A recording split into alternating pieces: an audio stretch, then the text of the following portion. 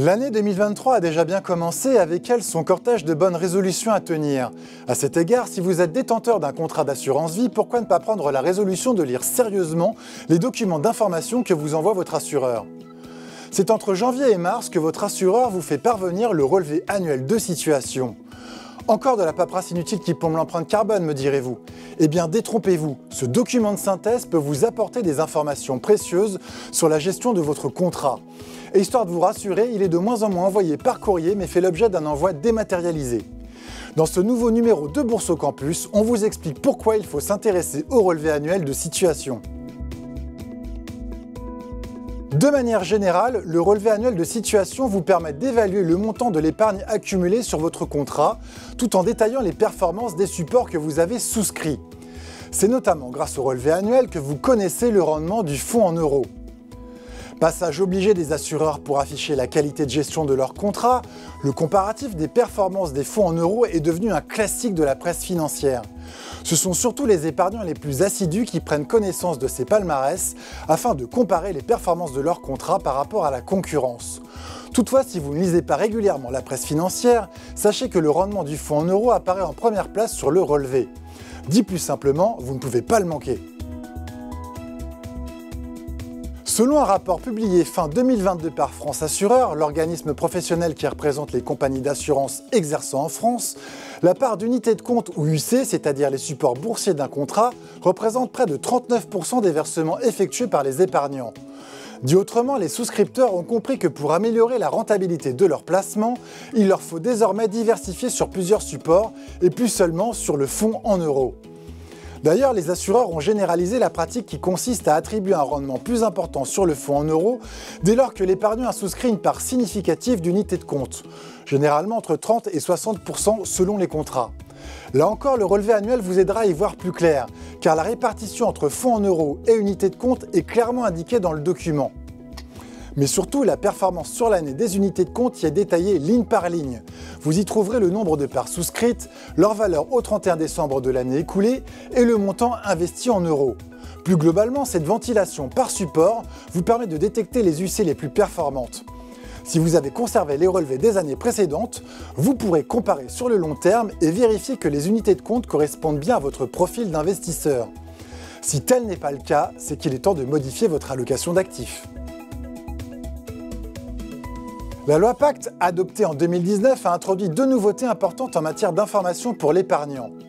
Lorsque votre assureur gère plusieurs contrats, ce qui est souvent le cas dans les réseaux bancaires, il doit vous communiquer dans le relevé annuel le taux de rendement garanti moyen, mais également le taux moyen de participation aux bénéfices alloués aux autres contrats de sa gamme, qu'ils soient commercialisés ou fermés à la souscription.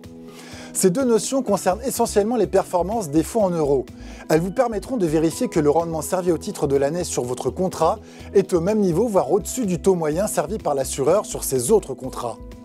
Si ce n'est pas le cas, cela veut dire que votre assureur ne revalorise plus correctement votre contrat, ce qui arrive fréquemment lorsqu'il est fermé à la commercialisation. Dans cette hypothèse, il est peut-être temps de réfléchir pour en changer.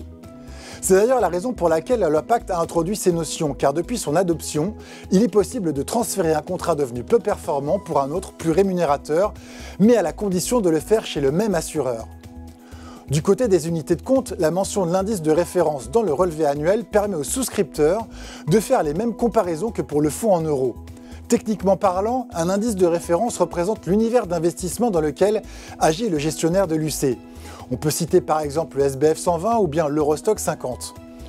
Si l'UC fait mieux que son indice de référence, cela veut dire qu'elle est performante. Dans le cas contraire, surtout si la situation dure depuis longtemps, l'épargnant peut légitimement se demander s'il n'est pas temps d'investir sur d'autres supports de son contrat. Enfin, et c'est sans doute l'apport le plus essentiel du relevé annuel, en période de défense du pouvoir d'achat, il recense tous les frais qui vous ont été facturés au cours de l'année. Et ils sont de plusieurs types. Tout d'abord, il y a les frais de gestion du contrat. Certains acteurs font le choix de prendre des frais différenciés selon le support investi ou le mode de gestion retenu. Par exemple, ils prendront des frais moins élevés sur le fonds en euros, mais plus conséquents sur les UC ou sur la gestion pilotée. D'autres font le choix de prendre le même niveau de frais sur les supports euros et UC, mais de rendre la gestion pilotée plus accessible avec des frais plus réduits. Globalement, l'échelle de ce type de frais oscille entre 0,60 et 1,10%, mais il reste assez bien identifié par les souscripteurs. En revanche, beaucoup d'épargnants ont tendance à oublier que des frais sont facturés au sein de chaque unité de compte. On parle alors de frais de gestion de l'actif financier. Le souscripteur ne se rend pas compte car ces frais sont déduits du rendement brut du support.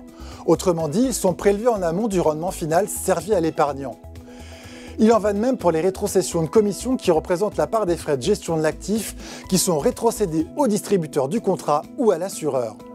Là encore, le récapitulatif du relevé permettra de vous faire une idée plus juste du rapport entre la performance du support et son niveau de frais. Une problématique scrutée par les pouvoirs publics en matière d'épargne, mais aussi par les épargnants eux-mêmes de plus en plus soucieux de la préservation de leur pouvoir d'achat. Car il faut toujours garder à l'esprit que trop de frais rognent la rentabilité globale d'un placement.